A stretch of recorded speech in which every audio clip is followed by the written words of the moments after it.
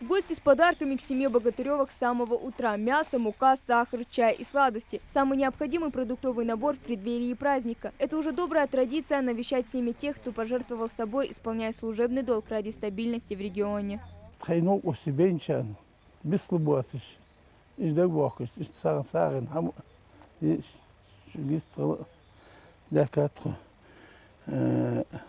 Именно пенсионеры هماشت یا باق بور الپیدرس دی هماشت یا باق ولی نتخنو قصبتوج پنسیونر تتری مسلم عاش تو شیء در أساء تو دقة ساعد مسلم صندوق ساعدوت دا شون إيمان صابر صابر ستو. В один день они потеряли сына, брата, мужа. Исрапил Богатырев погиб в 2017-м при исполнении служебных обязанностей. В тот день без отца остались трое маленьких детей. Перенести эту боль семье помогает поддержка родных и тех, кто никогда не забывает подвиг мужа. Для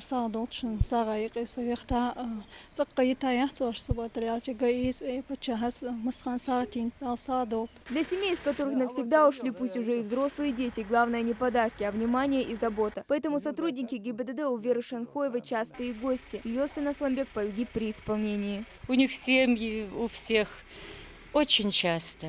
Особенно, не забывают. Сахал всем этим его товарищам, сотрудникам, кто с ним работал.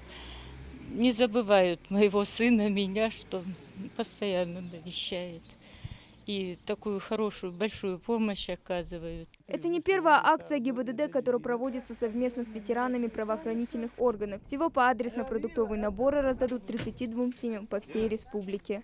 Акцию 23 февраля и октября бенчнаха тхейцхан коллеги при исполнении бен бош саглыш миснагалу бош саглу тахкни хуна 23 акция еще бежиндин цахан ди хуна адикат цах хазмах беттиги эндер цахан цамбежина даквенер и муслимор татрив даху ох пенсионер жвашатиха сардахадер.